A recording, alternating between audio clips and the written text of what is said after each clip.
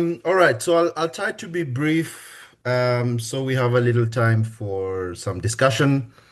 And the way I'd like to um, sort of present this is to think of us as professionals working within a context where we're working with other people. So this is improving our integration within in for records and archives management practitioners within a larger context.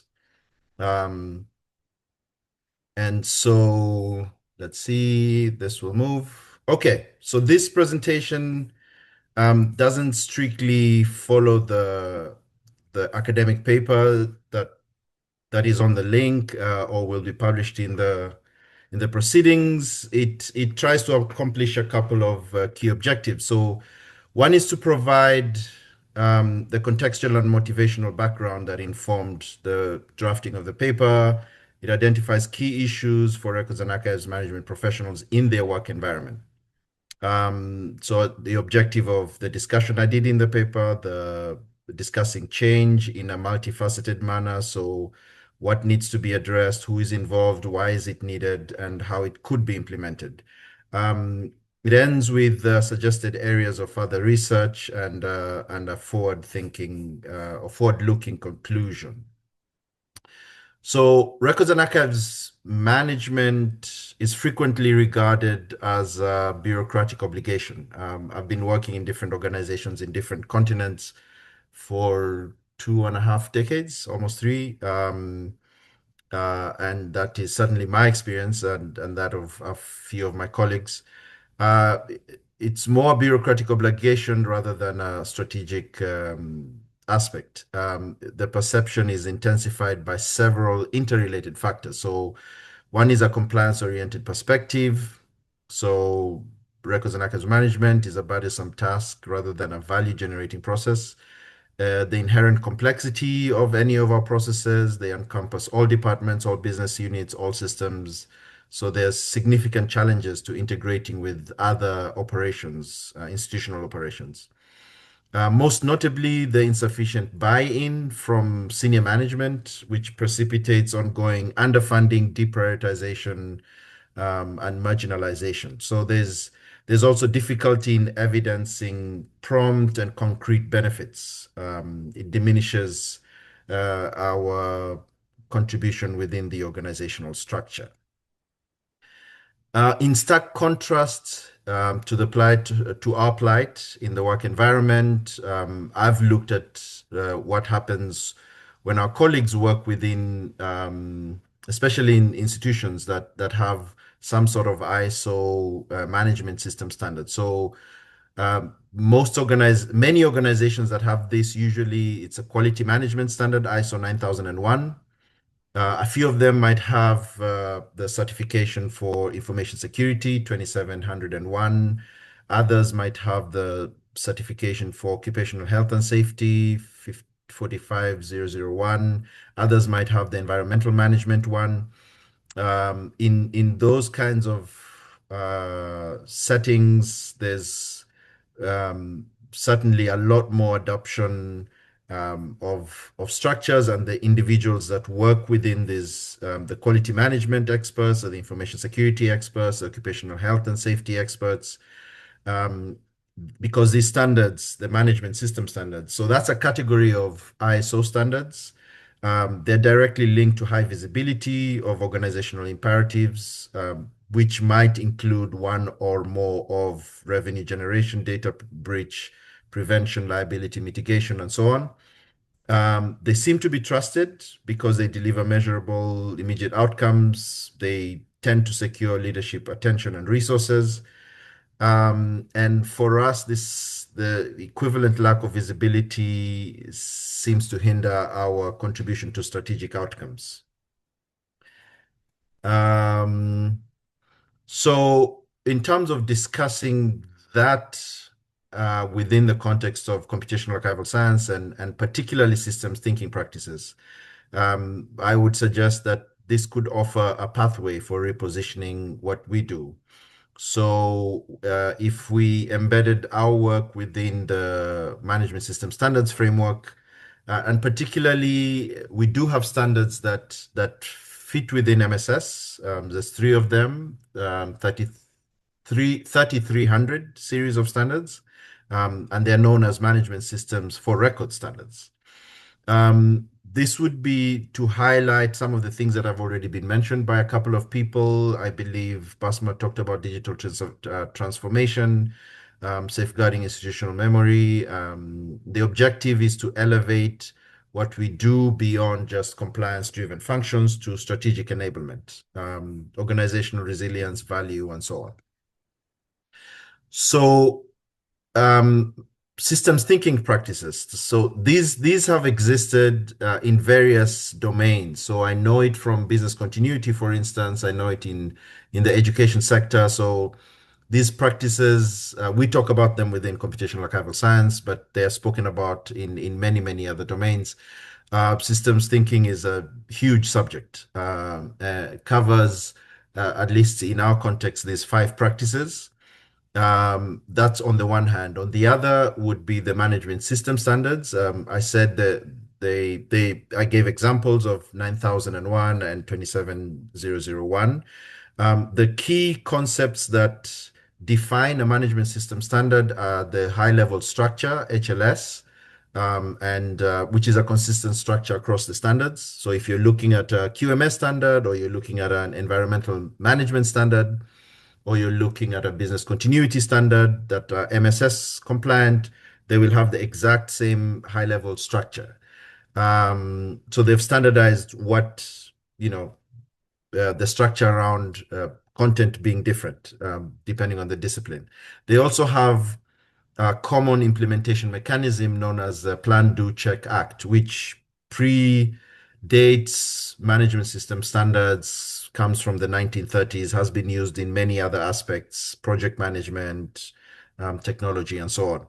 So these two are the common defining concepts within management system standards. They are also present in MSR, in the three standards that I mentioned. Um, which are our standards within the MSS milieu. The first having been published in 2011 and then in 2019, the second published in 2015, then 2022, revised in 2022, and the third published in 2020. So these already exist. Who should be involved? Records management professionals in general, but of course, computational archival science scholars who would be familiar with systems thinking practices. The idea would be to embed systems thinking into the practices that we do as professionals in order to ensure that our activities and our responsibilities are what I would call an irreducible minimum. So they cannot simply be just ignored or somehow marginalized from what institutions do in a collaborative manner. Why did I have this discussion? In the environments I've worked, initially in one institution, it was information security. Um, Huge adoption, levels of adoption. Uptake is quite high. If I compare those standards with MSR, which does not even feature in the global survey, it tells us that there's a huge disparity. Reasons would be one of the suggested topics at the end of what I present now. So the disparity highlights the need to integrate MSR into institutional functions. We already have the HLS structure. We already have the PCDA approach, but somehow there has not been as much uptake. There are a few examples of places, publications that speak about MSR, but none are actually use cases. So it's not examples of places that have actually implemented. They talk about the standards, talk about the history, talk about certain conceptual connections, but not implementation. So it's not as common. In comparison, as you can see, 9001. So this is the 2023 survey. I also have the 2024 one in the paper. We're talking about global certification, 837,000 globally, 1,400 and one has 300,000 certifications globally. So these are institutions that have gone through the process of doing the work and getting the certification and presumably not getting it for the first time. So they're being recertified. Sometimes it's a 3-year cycle and so on. And you need to provide evidence if you're getting certification in quality management or environmental management systems or occupational health and safety or information security. um, yeah, so this is what these numbers are. Um, so how do we do it? In terms of embedding systems thinking practices, I thought we would leverage models, and the immediate one I thought about are the Inter-Paris models. I think we did them in Inter-Paris 2. So this was almost 2 decades ago, I believe. Yes. um, Business-driven record-keeping model and the chain of preservation model. I speak about them in the paper, so I won't go into details, but this is this here's a level that differentiates what is happening in A1, A2, and A3. IDEF, I think we use the IDEF methodology. Ken is here, I'm sure he'll correct me, so in case I get it all wrong. Um, um, One, in terms of business thinking, so record keeping, what is happening actively, and the other one is comes in terms of records that have been set aside for preservation. So I'm oversimplifying it, but that's the difference between the two models. On the other hand, is applying systems thinking, which is the 5 practices that I mentioned. Um, and this is how we could do it at the level of aggregation I've shown, in terms of BDR and COP. Of course, this also tells you, and across at the top is HLS, so the high level structure from MSS standards, and I've oversimplified it. It's 10. HLS is actually 10 of them, but I've reduced them to 5 that provide the general aspects that are being covered, assessing the contexts, leadership buy-in, plan and integration, implementation, and evaluation. So um, just to be able to map quite quickly across the models. And then within it is whatever systems thinking practice would be most prominent in my assessment, primary, secondary, and if there's none or minimal, then I put in minimal. Of course, a more in-depth analysis at a greater level of aggregation for both models would likely provide greater value. So it would elucidate the nuances. It would actually reveal practical use cases. So this is quite abstract. And if we needed to go into details, then we go into, because both models go into even more details than what I'm giving at this level of aggregation. So additionally, this analysis could offer pathways for embedding other standards. So the ones that are not MSS compliant, so not the 3 that we have, but all the other standards that we have. We have tons of standards in metadata preservation, digitization, um, other processes that we have in terms of analysis. We have these, whether they're ISO or ICA or all the others that we work with. The HLS structure and the PDCA implementation approach, they serve as an effective mechanism for integration. And as I said at the beginning, this is more about ensuring that what we do remains relevant within a larger institutional context. And this is the thinking main objective of this presentation. So this presentation serves as a starting point to spark discussion. So it's not solving all problems. It's just pointing us into different directions that where we can explore further.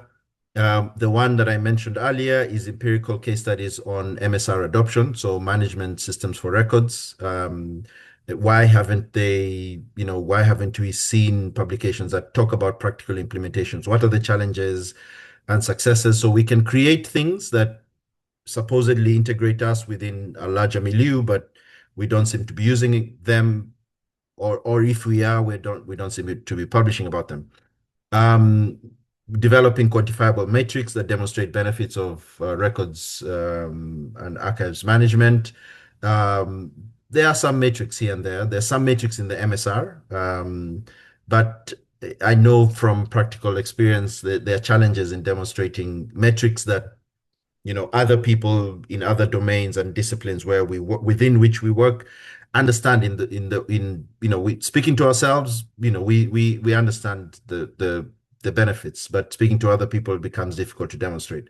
Strategies for engaging leadership and securing commitments, that could be another area. Expanding the computational modeling frameworks within BDR and COP. So that's possible to do, and then making connections with the systems thinking practices.